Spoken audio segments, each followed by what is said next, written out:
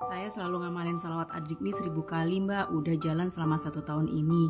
Dan alhamdulillah bisa beli rumah seharga 300 juta dan beli motor cash. Alhamdulillah ikut seneng Kak Ati. Tuh jadi untuk teman-teman yang punya hajat, punya cita-cita, apalagi yang terdesak ya. Jadi sholawat adikni ini sholawat yang benar-benar kalau teman-teman udah darurat banget, udah nggak tahu lagi harus kayak gimana, amalin deh ini sholawat adikni. Nah sholawat adikni ini bisa kita amalkan pada saat kita dalam keadaan terdesak, bisa juga tidak dalam keadaan terdesak. Jadi misalkan teman-teman punya hajat atau punya cita-cita kayak Kak Atik ya, punya rumah, cita-cita beli ruko, cita-cita beli tanah, cita-cita punya motor, punya kendaraan, disolawatin.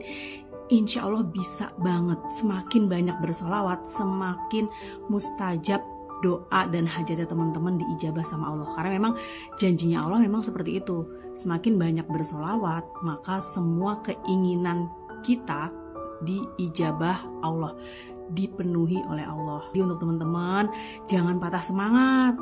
Aku udah bersolawat tapi kok begini, aku udah begini tapi jangan disebut.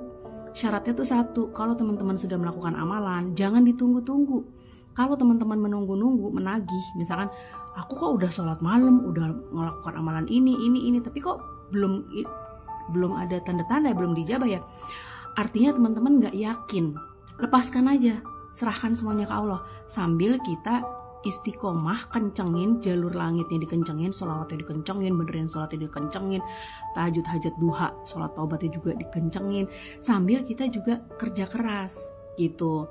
Kerja kerasnya tuh maksudnya kita tetap misalkan ke kantor ya ke kantor, kita jadi ibu rumah tangga, lakukan sebaik mungkin. Niatnya lillahi ta'ala jadi ibu rumah tangga.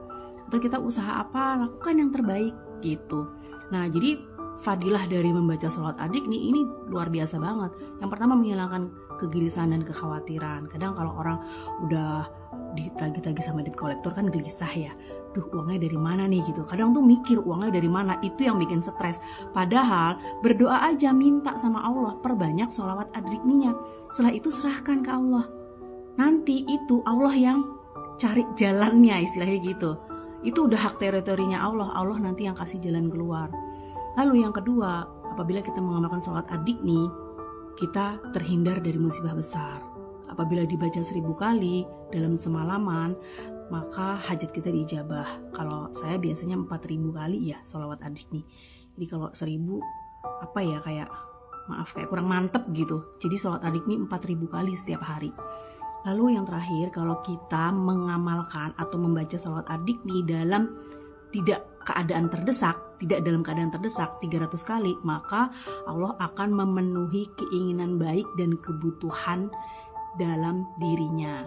Seperti itu. Nah, jadi untuk teman-teman, yuk yang OTW diijabah, sudah diijabah, atau masih belum diijabah, terusin, perbanyak, istiqomahin sholawat adikninya. Sambil benerin sholat on time, jamaah, hidupin sholat-sholat sunnahnya, tahajud-tahajud duha taubatnya, itu udah kayak nggak bisa ditolerir lah gitu. Jadi kalau sholat on time itu paling utama ya.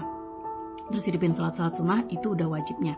Plus kombonya boom gitu, sholawat adikni 1000 sampai 4000 kali. Apalagi kalau udah kepepet banget, perbanyak, kalau bisa sampai 4000 kali sholat adikninya, dan rasakan keajaibannya. Nah untuk teman-teman yang udah ngerasain keajaiban dari sholat adikni, boleh dong tulis di kolom komentar. Kita sharing-sharing untuk fastabiqul khairat. Barakallah, assalamualaikum.